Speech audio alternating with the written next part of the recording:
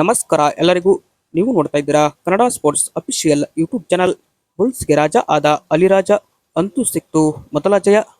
ವೀಕ್ಷಕರೇ, ಸತತ hat trick ಸೋಲುಗಳಿಂದ ಕಂಗೆಟ್ಟಿದ್ದ Bulls ತಂಡಕ್ಕೆ ನಿನ್ನೆ ಅದು ಪಾಟ್ನಾ ವಿರುದ್ಧ ಒಂದು ರೋಚಕ ಜಯ ಸಿಕ್ತು. ಹೀಗಾಗಿ ಈ ಒಂದು ಗೆಲುವಿನೊಂದಿಗೆ ಬುಲ್ಸ್ ತಂಡ ಈ ಬಾರಿಯ PKL ಸೀಸನ್ 12 ನಲ್ಲಿ ಮೊದಲ ಜಯ ಗಳಿಸಿತು. ಪಾಟ್ನಾ ವಿರುದ್ಧ ಬುಲ್ಸ್ ಒಂದು ಭರ್ಜರಿ ಪ್ಲಾನ್ ನೊಂದಿಗೆ ಕಣಕ್ಕಿಳಿದಿತ್ತು. ಸ್ಟಾರ್ ರೈಡರ್ ಮನೇಂದ್ರ ಸಿಂಗ್ ಅವರನ್ನ ಟ್ಯಾಕಲ್ ಮಾಡುವಲ್ಲಿ ನಮ್ಮ ತಂಡ ಕಂಪ್ಲೀಟ್ ಆಗಿ ಯಶಸ್ವಿಯಾಯಿತು. ಮನೇಂದರ್ ಪ್ರತಿ ಬಾರಿ ಕೂಡ ಬುಲ್ಸ್ ತಂಡದ ವಿರುದ್ಧ ಒಂದು ಟಾಪ್ ಫೈಟ್ ಅಥವಾ ಸೂಪರ್ 10 ಆದರೂ ಮಾಡ್ತಿದ್ರು. ಬಟ್ ಅವರನ್ನ ಕಟ್ಟಿ ಹಾಕಿ ಬುಲ್ಸ್ ತಂಡ ಇಲ್ಲಿ ಒಂದು ಒಳ್ಳೆ ಯಶಸ್ಸು ಕಾಣಿತು. ಮನೇಂದರ್ ಕೇವಲ ಇಲ್ಲಿ ಒಂದೇ ಒಂದು ಬೌನಸ್ ಮಾಡೋಕೆ ಕೂಡ ಸಾಧ್ಯ ಆಯಿತು.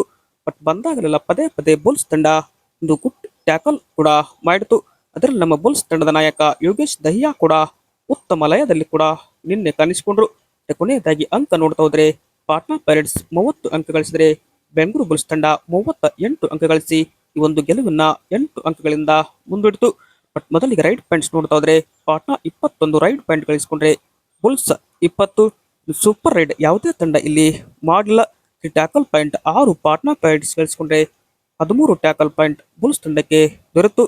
ನಮ್ಮನ್ನ ಪಾಟ್ನಾ ಒಂದು ಬಾರಿ ಅಲೌಟ್ ಮಾಡಿ 2 ಅಂಕ ಗಳಿಸಿಕೊಂಡ್ರೆ ಬುಲ್ಸ್ ತಂಡ ಪಾಟ್ನಾ ತಂಡವನ್ನ 2 ಬಾರಿ ಅಲೌಟ್ ಮಾಡಿ 4 ಅಂಕ ಗಳಿಸಿಕೊಂಡ್ರೆ ಇಬ್ಬರಿಗೂ ಕೂಡ ಒಂದೊಂದು ಎಕ್ಸ್ಟ್ರಾ ಪಾಯಿಂಟ್ ಇಲ್ಲಿ ಸಿಕ್ತು.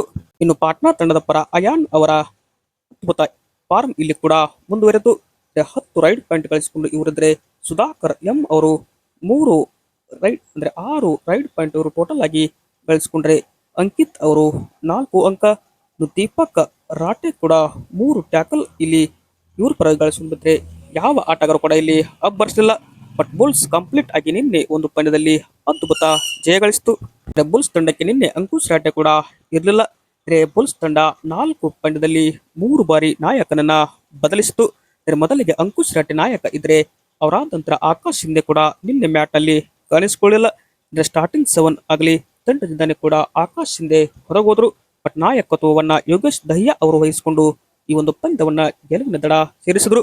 ಬುಲ್ಸ್ ತಂಡದ ಪರ ಏಕಾಗಿ ಹೋರಾಟ ಮಾಡಿದ್ದು ಅಲಿರಾಜ ಅವರು 10 ಅಂಕ ಗಳಿಸಿಕೊಂಡ್ರೆ ಆಶೀಶ್ ಮಲಿಕ್ 8, ದೀಪಕ್ ಶಂಕರ್ ಅವರು ಈ ಒಂದು IPL ಡೆಬ್ಯೂ ಸೀಸನ್ ನಲ್ಲಿ 4 ಟ್ಯಾಕಲ್ ಪಾಯಿಂಟ್ ಅದು ಬಲಿಷ್ಠ ಪಾಟ್ನಾ ವಿರುದ್ಧ ಗಳಿಸಿಕೊಂಡ್ರೆ ನಾಯಕ ಯೋಗೇಶ್ ದಹಿಯಾ ಕೂಡ 3 ಟ್ಯಾಕಲ್, ಸಂಜಯ್ ದುಲ್ 2, ಸತ್ಯಪ್ಪ ಮಟ್ಟಿ 2, ಜಿತೇಂದ್ರ ಯಾದವ್ 2 ಟ್ಯಾಕಲ್ ಪಾಯಿಂಟ್ ಇವರು ಗಳಿಸಿಕೊಂಡ್ರು.